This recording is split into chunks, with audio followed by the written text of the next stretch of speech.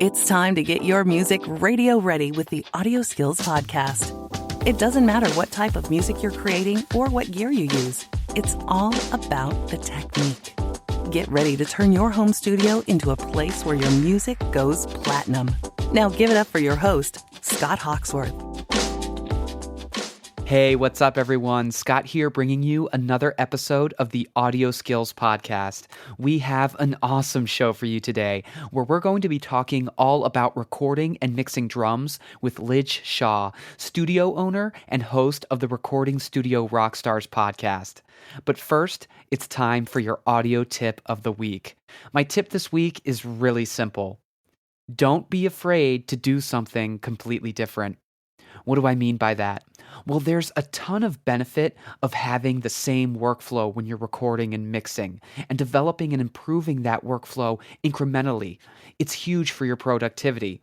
It's great to do things the same way over and over. That's why basketball players practice their free throws, right?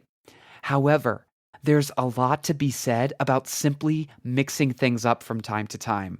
Sometimes completely changing your workflow up can lead you to new and exciting places creatively, and even lead to other increased efficiency. So, for example, if you always start recording and mixing the vocal, maybe start with your lead guitar. If you have a particular system you follow when you are mixing, try changing things up and working on a different track first. I think as home musicians, producers, and mixers, we have to keep ourselves on our toes and always improving.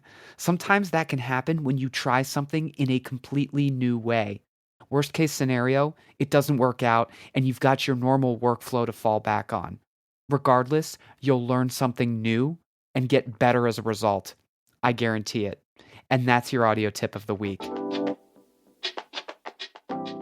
Now, shifting gears a bit, I'm happy to share that we have our first ever podcast sponsor. Audio Skills is moving up in the world.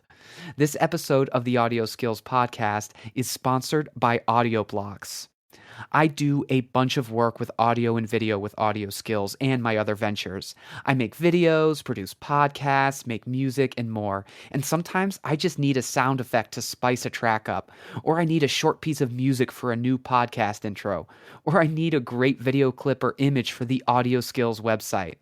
Well, AudioBlocks has all of that covered. AudioBlocks is awesome because you can get access to their entire library of royalty-free stock video, audio, and images for just $149 a year with unlimited file downloads.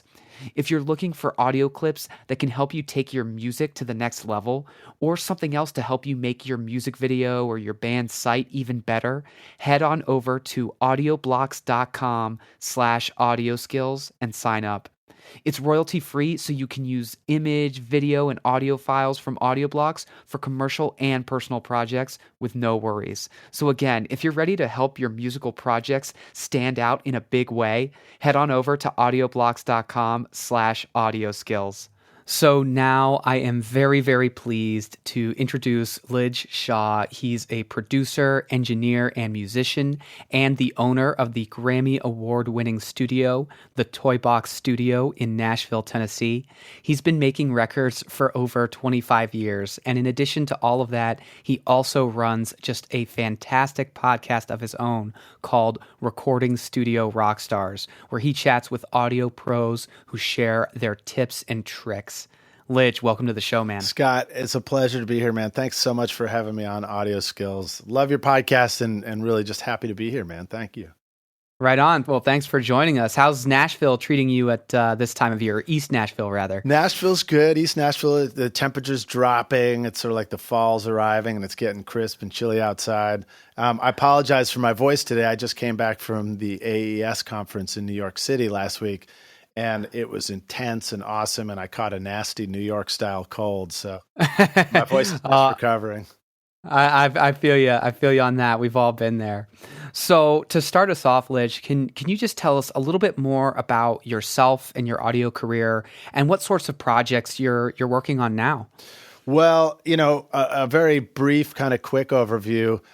I actually started out thinking I was not going to do music at all. I went to college, a first round for architecture, And I had been playing music as a kid, like music lessons and stuff, but man, I didn't know anything about recording professionally. It was like nobody in my family was doing anything like that. I think I had a cousin who played music professionally, but that was it.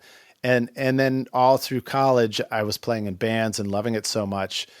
And as I finished, I went backpacking and kind of traveled around the world, riding trains in Europe and stuff like that.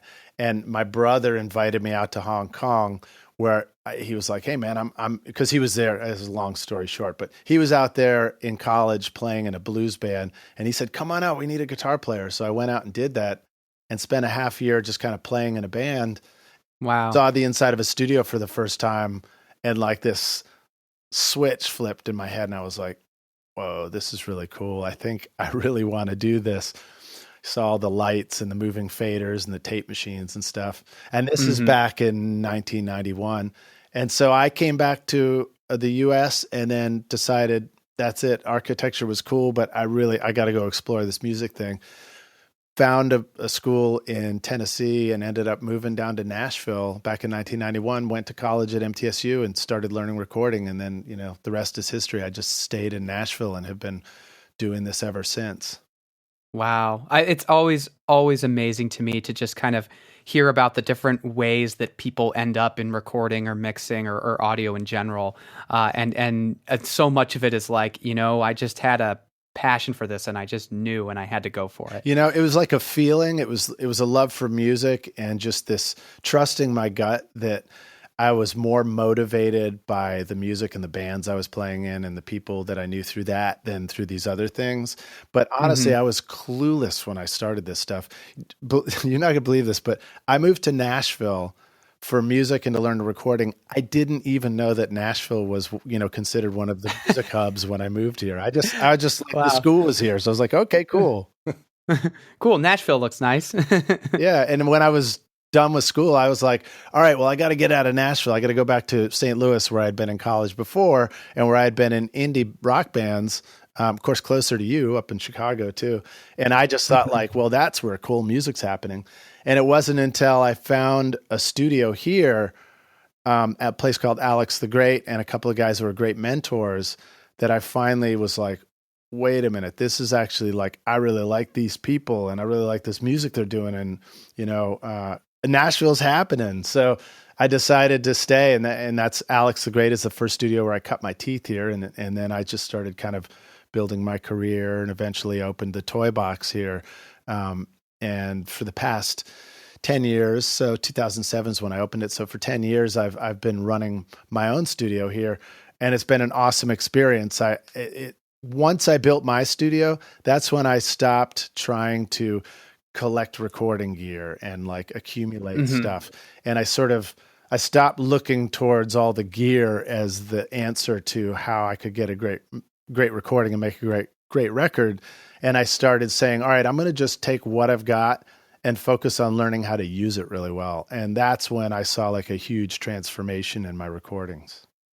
Oh, I love that. That's so true. And nothing against having some awesome shiny gear, but the big difference I think is like, hey, well, how are you using it? What are your techniques? Yeah. What are you doing? Wait, you've got awesome shiny recording gear up there? I'm gonna come record in your studio.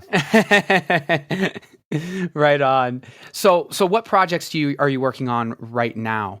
Well, I actually, once I put this studio together, there was sort of a shift for me. I kind of shifted from, and the music business was shifting too. I kind of shifted away from focusing on label bands or like working with the band, hoping to break through a label, and more on just really interacting one-on-one with independent artists and a lot of local artists, but also independent artists who might come out of town and work with me, whether I was producing or engineering. And I really love that. I love working with people that are really DIY about their music and really focused on working hard and just making great records for the love of it. And then, some recent stuff for me.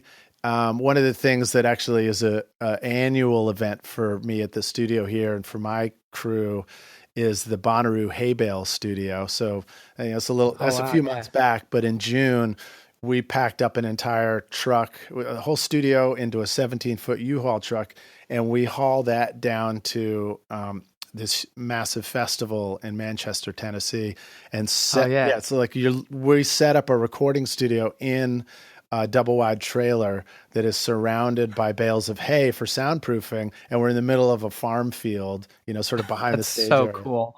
So that's like this, that. it's super fun. And it's this really intense event, and that always is a lot of excitement in June. And then the rest of the summer, I've been focusing on an artist named Aaron Armistead. I was actually also one of the rock stars listening to my podcast, so we kind of met through that. But he's a great pop rock songwriter and artist, and just has this great vision. His music is like a cross between like Paul Simon meets the Flaming Lips or something like that. Wow.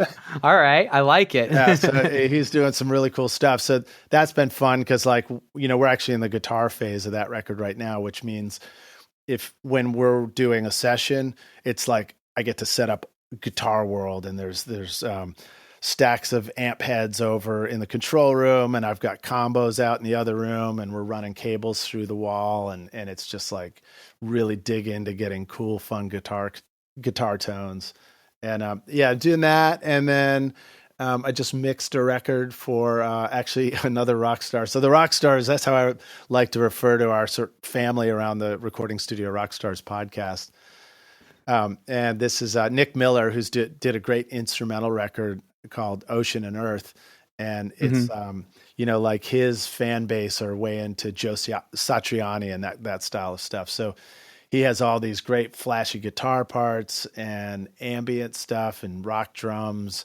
And that's been a lot of fun to mix. And that one was actually, as I finished the mixes of that, I sent that up to my buddy Chris Graham at Chris Graham Mastering, and he did a stellar job on the mastering on that too. So that's been a fun project. That's awesome. So to get into sort of the meat of what we wanted to talk about today, we want to talk about drums. And you actually have a awesome course right now called Rockstars of Drums, where, people can learn the skills to get better results from recording and mixing drums. So, to begin with capturing great drum sound, what advice would you give to someone wanting to record quality drums in a home studio, not a professional studio? Nice. Well, that's a good question. And, I've done a lot of different studio environments, including a lot of different home studio environments for drums. And I think one of the biggest differences about home studios versus other studios is often just the space itself. So, homes are all sizes. If you've got a big living room with a vaulted ceiling, by all means, if you can get permission from your spouse or family or your parents or whoever else you need to ask, set up the drums right in the middle of the living room and record them there. Because the space around the drums makes a huge difference. It really informs the sound and the energy of the drum kit. Here's a analogy. This is something I remember from working at Steve Albini's Studio Electrical right there in Chicago.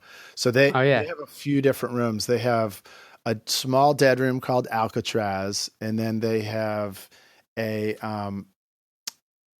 medium-sized room that has like adobe brick walls all around it called Kentucky.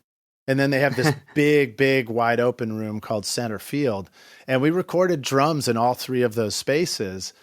And it was interesting because instinctively you might think, oh, well, the big room, well, of course that's going to be great. It's the biggest room of all.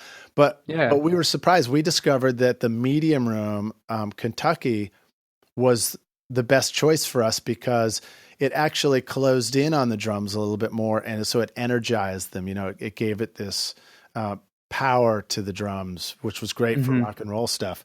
So when you're in a home studio, you're going to be faced more often with small rooms or medium rooms. And so try to record the drums in the different spaces in your house and find out which room sounds best.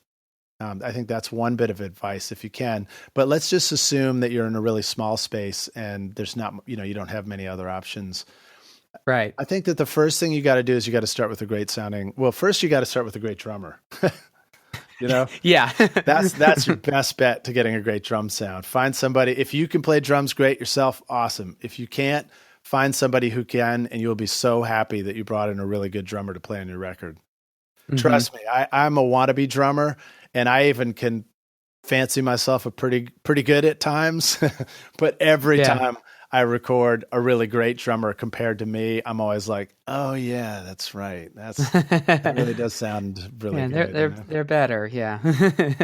And then once so if you got a great drummer, then you really want to focus on the drum kit itself and make sure that the drums sound good and they sound tuned well. I mean, if you go hit the drums in the room and, you hit the tom and it goes like thump or ding, or whatever, it's never going to sound like that huge drum that you are imagining in your head, from some amazing studio recording.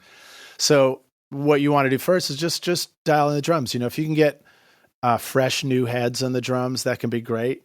That can really help the drums sing better. Now, that's not a rule. None of these things are rules because we're working with art and creativity. And so, anything goes as long as it's artistically the right choice. But sometimes in a smaller space, there isn't really enough space for the drums to sing out and be huge. So you may want to deaden them down a little bit and tighten up the sound. Great ways to do that are things like O-rings on the snare. That really tightens up a snare. Or moon gels if you don't want to over-tighten it. A wallet on the snare, on top of the snare. That's a great trick for making it super tight. And then same thing with toms, a little bit of tape, gaff tape done in just the right kind of way can tighten them up, or moon gels so that they're not sustaining and ringing forever. I like it. Some good practical advice there for, working with your space, which, a lot of us may not have so many options. So that's really interesting. Yeah. Kind of connected to that, I always recommend that people, if they can, try to build out their mic lockers, have different options. But unfortunately, folks who may, be in a home studio, they may not have a bunch of access, they might have budgets. What kinds of mics would you say are most important to have and use for capturing quality drums? I think so. It was interesting to hear the question too, and go back and kind of remember how I put my stuff together. A couple of the first mics I ever got were these large diaphragm MXL mics. I think they were still called like Marshall 2001s or something like that back then. And they were probably like $100 a piece, so they were really inexpensive mics. And, we are surrounded with options for inexpensive mics right now. So everybody's going to have that option as a starting place. Right. But, just taking a pair of large diaphragm condensers is a great way to start, even if you only have one, because it is designed to, take a big picture capture of the sound. So you could take one large diaphragm mic, start with that, and experiment with just placing it around your drum kit to see what it sounds like. Before you worry about getting fancy with your drum recordings, trust me, it worked for the Beatles, it worked for the Rolling Stones. There were many bands that recorded the drums with one mic just placed well, and the part fit and it sounded great. And you'll be surprised at just how sort of three-dimensional your drum can sound when you just focus on that. So that's kind of a great starting place. And if you can get a pair, that's awesome. And then experiment with different placements of those two mics. You could, for example, put one mic above the kit looking down at what you're playing. And then you can put another one of them out in front of the kit looking forward at the kit. So now you're like capturing the sound of all the tops of the drums, the top drum skins, and then also the bottoms of the drums and the back of the kick drum and the underside of the snare splashing off the floor. And then, of course, there's like the classic space pair where you could just take one of them and be above the drums over on the hi-hat sound, the other one's above the drums over on the ride sound. And you're kind of getting a little bit of everything, and you can pan them out and get more of a stereo sound. And then there's ideas like the recorder man technique, where you began to be more careful about measuring those overhead drums to the snare and to the kick beater and spacing them out so that when you pan them wide, the snare and the kick stay right in the center of your image. There's the Glyn Johns technique, which is like, the mono overhead, and then another one's coming over the floor tom. It's real similar to the Recorder Man, but a little bit more loose, in interpretation. And then there's just like the multiple mic technique where you're close micing everything, and you got stereo overheads, and you got stereo ambient mics, and then you pick some stereo room mics. But I know I'm dumping a lot of information, but I want to, since we don't have tons of time, I want to give you guys as much as I can. So like you've got your 2 large diaphragm condenser mics. If you start with those, and then the next 2 I would say to get for sure would be a kick drum mic, so that you can really focus the kick more and get it to punch and speak more in the mix. And then a snare mic, something to really let the snare speak. And 2 classics for me that I really like of those, my favorite kick mic is the AKG D112. I just love that mic. I use it all the time, and I have other ones here that are all great mics too.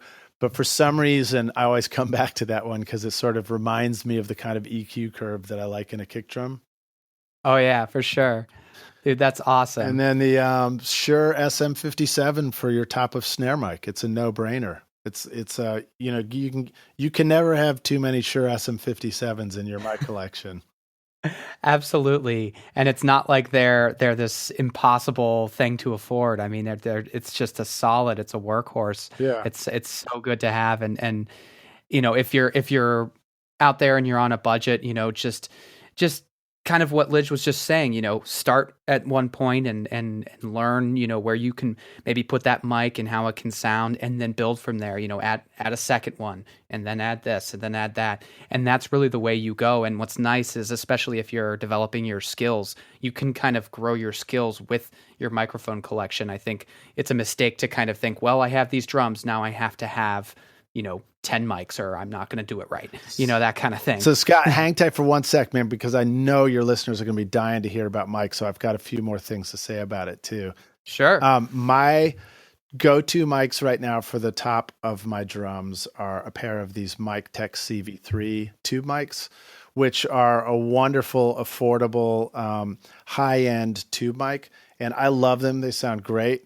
But I actually also have a pair of mics that are coming that I'll be doing a review of soon, and they're the Roswell Pro Audio Mini K47s. So these are the K47 diaphragm and a really small mic. And these things, I've heard some of the other videos that are shot with these. These are really cool mics for a pair of overhead mics for your drums, and they're only like $2.99 a piece. So they're very, very affordable, high-quality sounding mics. I'm excited about those. Another great choice for a pair of mics, if you want to try small diaphragms that have been around for a long time and are great, are the Octava MK12s. Those things are very, very affordable. In fact, I used to also use those for my tom mics when I was recording drums, because they sound great when you hit the tom. They're very affordable if a drummer hits the mic with their stick. Nice. But nice to have that. when it comes to tom mics, you also have to watch out for the off-axis bleed of cymbals.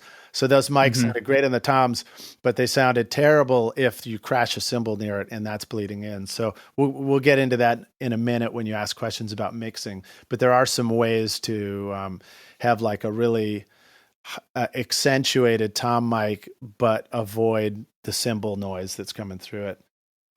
And what was else I going to tell you? Oh yeah, the AKG 451s is another pair of mics I really like on the top. Oh, some of my tom mics that I like to use a lot are the Mic Tech PM10s. Those are clip-on dynamic mics, and you can just clip them right on, and they're just hanging out looking over the tom.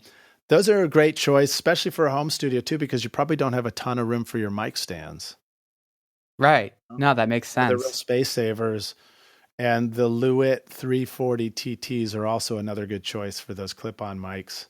And my number one, this is a little more high-end. I don't even own a pair of these, but my number one favorite tom mic ever is the Josephson E22Ss, which were designed in consultation with Steve Albini, because he always loved recording his toms with AKG 451s. Wow. So lots of awesome recommendations right there for folks who are like, hey, I want to take my drum miking collection to the next level. That's really awesome. Yeah, so hopefully your head's spinning at this point. Yeah, feel free to pause and rewind, anybody, and and get your notepad out. That's awesome. Yeah. So we mentioned just a bit ago mixing. Assuming that you've done reasonably good work and recorded the drums well, the next step is, of course, mixing them. What's your best or favorite piece of advice for mixing quality drums? So I think that compression is really helpful when it comes to mixing drums. Mm-hmm. Compression has the effect of making things sound exciting because compression does the opposite of what it sounds like. So compression technically is taking things that are loud and turning them down. But what the effect of compression is because you turned the loud parts down, it means that now you can turn the whole thing up. So the effect is the same as taking all the quiet stuff and turning it up. And so that's what makes it so useful for drums, because there's all this sound of the drums that's happening in the room and splashing around. And when you compress it and you're able to turn it up, you're bringing all that interesting detail forward and all that excitement around the drums. And you hear like the sustain of the drums, or you hear the way the snares are kind of splashing after you hit it. And one of the best ways to compress drums is to use parallel compression. So I'm guessing, your listeners probably for sure have heard about parallel compression now. Oh, for sure. And it's essentially saying, I'm going to take all my individual tracks for the drums, and I'm going to send some of them over to a compressor as well, and bring up the return of that compressor on its own fader or its own pair of faders, and blend that in with this balance of just the drum mics. And so that gives you a really great effect, because what it does is it lets the uncompressed mics dynamically just punch right through the track because there's nothing impeding them. Mm-hmm. But it also takes this parallel compressed sound and brings up all that extra energy in the room and stuff like that, and makes that louder in the track as well. So the drums have the combined nature of being super punchy, but also exciting and like hyped up and energized at the same time. Best of both worlds, as it were. Yeah. But I will also do some compression on the drums themselves. And those ones tend to be, you're going to have to trust your sense of taste, and you just trust your ear as you go. I mean, there's no way around it. You can't do any of this stuff and not trust your ear when you do it, because ultimately that's the final word. But I will do, definitely put some compression on the top of the snare. I might put some compression on the toms as well. I might put some compression on the kick. But you want to be cautious when you're putting compressors directly on those tracks, because you'll find yourself wishing maybe that your drums sounded a little more exciting when you're mixing. And so you might try and jack up that compressed direct mic in the mix. But if you go too far, then that's where you start to lose the punch of your overall drums. So you kind of have to go through this back and forth process. It's a cycle mixing where you're like, you push it a little too far, you take a break from it for a second, you listen to it, and you go, oh, it's gone too far, and then you like pull it back just a little bit. So you're like, that's just the ebb and flow of doing all this stuff. It's very much a balancing act. I definitely agree, and I think, a lot of people maybe aren't okay with that, because they want to just be like, well, I just want to set it here and it's going to be great. But it's like, well, no, you have to just kind of, knead it, as it were, like you're working with something, you're molding something. Or you're beating yourself up. You feel like you screwed up if it doesn't sound good after you just worked on it. It's not a screw up. That's totally okay. Everybody does that. Like the biggest pros. I mean, I just did an interview with Joe Ciccarelli, and he talked about recording the White Stripes, and he had done this gorgeous, miking of the drums and the guitar. And he was like, oh, it's going to be so great. I'm going to be able to do such a big realistic picture because it's so simple. And then he heard it and he was like, oh no, this sounds like crap, or this doesn't sound right. And so he like went back and he started retweaking it until he got it right. So that's just a normal part of the process. Don't ever feel bad about making a mistake. For sure, for sure. So kind of connected to that, I'm curious to know, what's the biggest quote unquote mistake either you've made or you've seen made when it comes to mixing drums? Interesting. So a mistake mixing drums. I think a mistake mixing drums is definitely over compressing everything because you're trying to make it sound exciting. And if you mix at a low volume, you'll benefit from the fact that you're going to need to push harder to make things more exciting at that low volume, which is great because it means that you're making sure that your mix is got this, excitement. A great mix, if I'm listening to a Led Zeppelin record and we listen to it at low volume, it's still going to rock. We're going to know that it rocks. We're going to hear it and be like, man, that rocks. Yeah. And so you want your record to have that quality to it. But what happens is there's a tendency, especially if you like really put it down on the small speakers while you're doing this, there's a tendency to do a bunch of stuff to it and you're like, cool, man, that's really doing some exciting coming out of that speaker. But then you go and you put it back in the big speakers and you crank it and you're like, whoa, what just happened to my drums? Where did they go? And what you're hearing then is you're hearing that thing where you now need to pull it back, or you need to rebalance a little bit, or you need to find your uncompressed drums and let them punch through that drum mix you just made and speak more and like rebalance it. And then you end up between the loud listen and the soft listen, the big speakers and the small speakers. That's where you ultimately arrive at a mix where you're like, okay, that's doing the right thing. That sounds awesome. And that's like the nice balance that works everywhere. I love it. And using parallel compression can help you do that, because I think, some people, maybe they're intimidated by it or whatever, but I love the flexibility that gives you and the added control, because you can tweak things and mess with things, as opposed to just if you were just adding only just compression right on the drums. Right, exactly. And that's where I started. As a student, I was learning about compression. I just put compression right on the drums and I was like, okay, awesome. And then I'd work for hours. We used to have these sessions in school where we get 8-hour sessions, and I'd be in there like just dialing away for 8 hours. And I got to the car and then I'd, pop on a Red Hot Chili Peppers record. And I was like, oh no, what's not happening? But when I was at my internship at Woodland Studios here in East Nashville, Bob Solomon was my, he was the owner of the studio, my mentor there. And he took me in, or he was working on a track in the studio one day, and I walked in to listen to what he was doing. And he showed me the parallel compression trick for the first time. I'd never seen it before.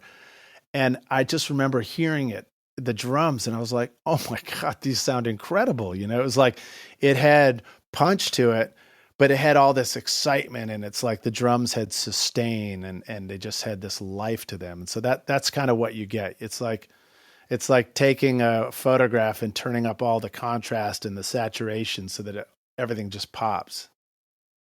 For sure. So now I'm curious, what are your thoughts on using drum samples in a mix with, live recorded drums, replacing problematic parts or filling them out a bit? What are your thoughts on it? And do you have any advice for doing that well? Yes. Love it. Watch out. Save it for last. I love that. Yeah, I love that. Yeah, I love triggers. So first of all, I'm a big fan of electronic stuff anyway. I love electronic drums. I love, DJ mixing. I think Deadmau5 rocks and his records sound fantastic. So I'm not afraid of any of that stuff, and I'm not precious about, at the same time, I think Exile on Main Street is an incredible record, and the Stones have great sounding drums. So it's like I'm happy to find combinations of those things. I think triggers and samples in drums are a great tool for helping you with your drum recording, especially if you're doing rock music. Because what happens is when you're recording the drums, you're not recording drums with all those finished guitars happening at the same time. So you're doing your best to get the sound that you think you're going to need when you get to the finish line on this record. But there's going to be potentially a lot of electric guitars added later, or there might be synths added later, or there might be tons of vocals. And, really the truth is you just don't always know until you get to the mixing stage whether those early decisions turned out to be the right decisions.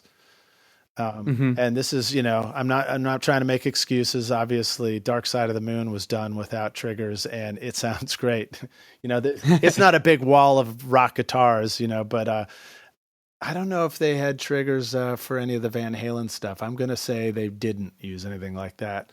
And I don't remember whether AC/DC was messing with any of that either. But I do think that with stuff we're used to today, the drums need to cut through quite a lot of guitars and quite a lot of sound at times. So to make this long story short, I think it's totally cool to use triggers, but it's best to try and get your drums sounding as exciting as they can first and have your triggers at the ready so that you can start blending them in as you need them. I think you're also going to find that it's a lot easier to lean on the kick trigger sound than it is to lean on the snare trigger sound. A kick is going to hide itself in the track, and you could use lots of the trigger and it's going to be just fine and you won't notice it so much. But the snare is much more like a vocal, it's like it's really out there and it's kind of naked. And if you're really hearing the triggered snare every time, that could start to sound robotic, and you might start to really notice that in and around fills and stuff like that. So you might have to be more cautious with how much of the snare trigger you blend into the track. And then the other thing is, once you do start to settle on some kicks and snares, and now we've got tools like Slate Trigger, which are incredible. I mean, we didn't have any of that when I was learning how to do this stuff. We had to find snare samples from people, and it's like somebody gave you a collection of snares on a hard drive. And you're oh my God, this is incredible. Look at all these. I've got 20 snares to choose from. Now 20 would be that would be laughable for a free giveaway or something like that. Yeah. Right. But with Slate Trigger, you can actually load up a whole bunch of different snare sounds and then, audition different ones and pick and choose until you find something that sounds right and fits in the track. It's going to be a slippery slope too, because you could find yourself spending all day auditioning stuff, and that's not helping you. But I think the more you do it, the quicker you get at identifying which kind of snare sound might be appropriate for the music you're working on and mixing. And, if you can quickly flip through them, that can help you find a snare that you like.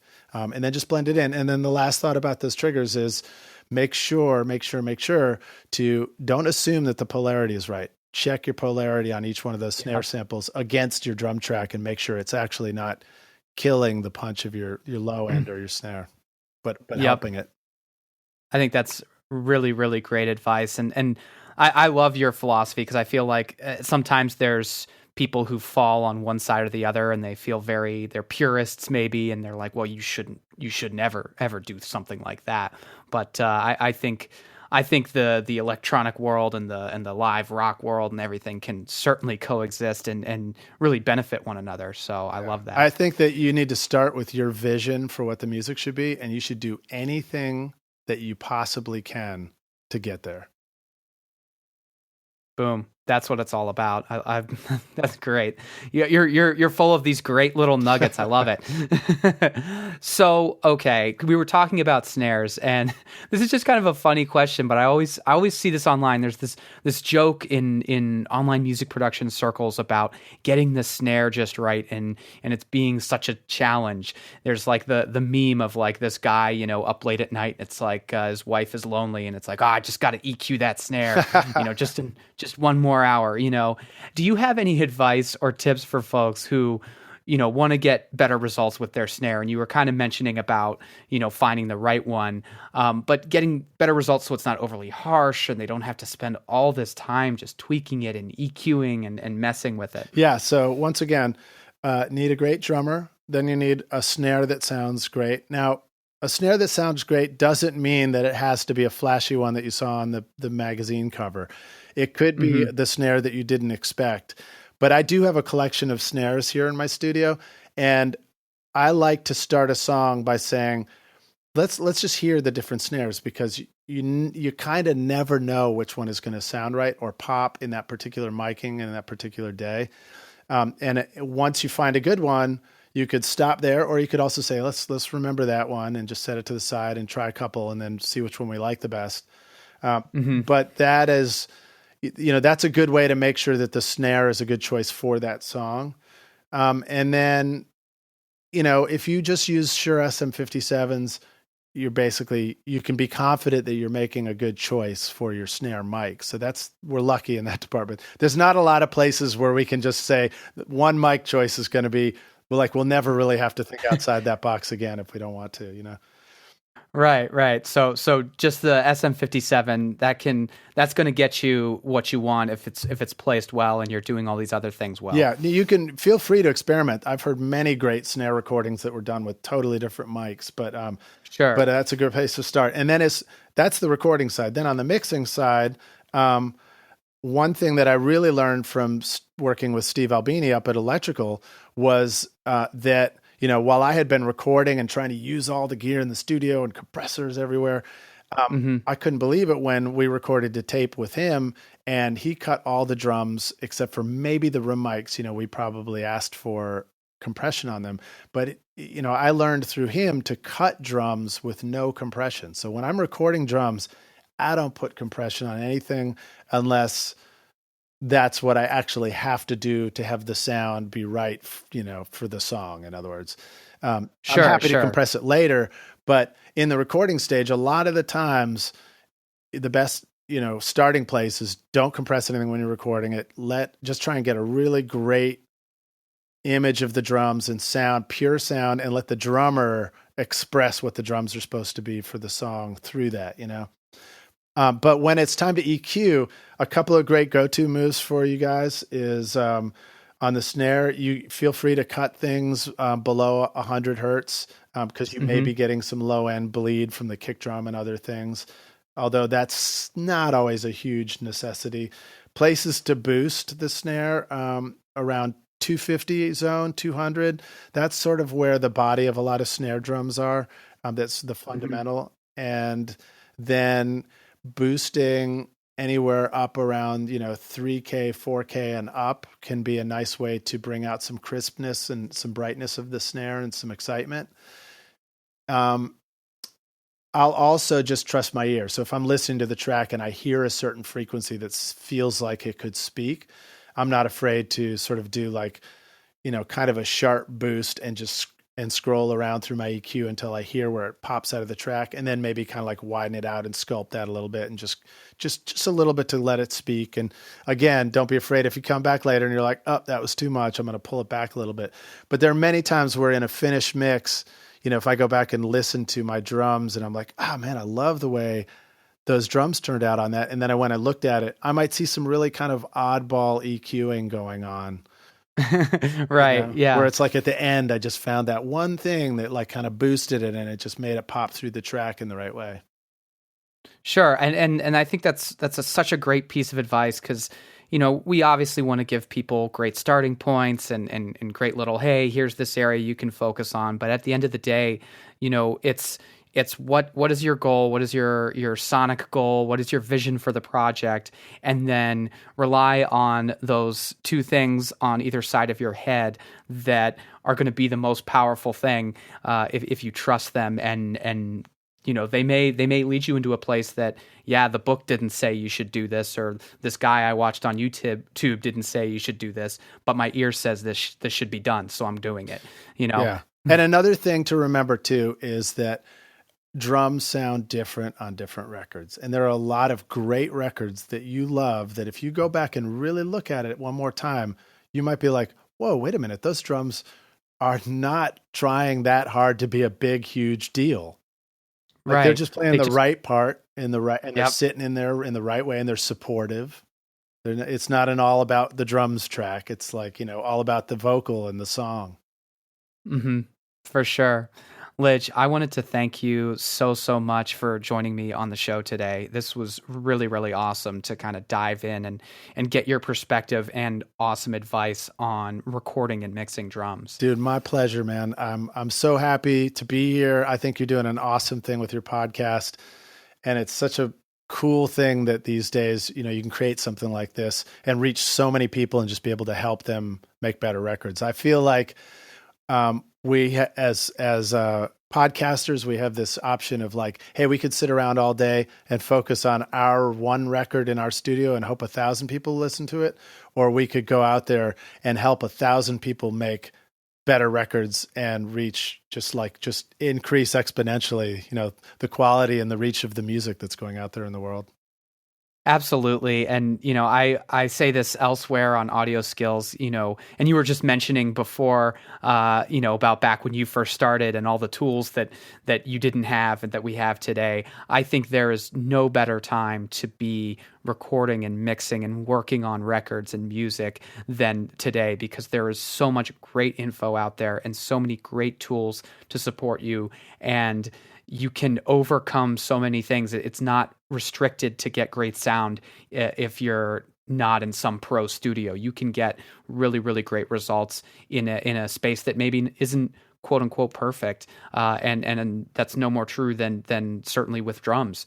Yeah, so you guys have it easy today. You have no idea how good the tools are that are available. And I mean, if I had something as cool as Audio Skills to listen to when I was first learning that stuff, I might have had a clue. Yeah, but you were the trailblazer. See, you figured it out, and now you're sharing your knowledge on Recording Studio Rockstars and elsewhere. That's right. So that's the key. That's the key. Well, if you'd like to learn more about Lij or check out his awesome drum course, you can check out the Rockstars of Drums. We'll have a link for you to follow on the Audio Skills show notes page. And if you'd like some free training, you can also check out his Mix Master bundle, which will also be linked there. I wanted to thank you all so much for listening today. And as a reminder, for links and information about today's show and our guest, please check out our show notes at audioskills.com/podcast. No matter where you are, what music you're working on, what your skill level is, just go out there and make some great music. Scott, thanks so much, man. A pleasure being on the show. And to your listeners, I can't wait to meet you guys inside of the Mix Master bundle, where you can get free multi-tracks and I'll show you how to mix a record using nothing but free and stock plugins, or inside Rockstars of Drums, where we'll take you through everything from mic and drum set with 14 mics down to 4 mics, down to 3 mics, down to a single mic, and show you how to mix it and edit it too. Right on. Love it. Thanks so much, Lij. Cheers, man. Ready to go even deeper with your recording, mixing, and music production? We've got all the info and techniques you need in one place so you can turn it up.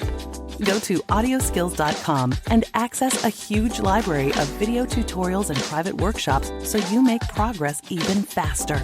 Come back next week for a brand new episode of the Audio Skills Podcast.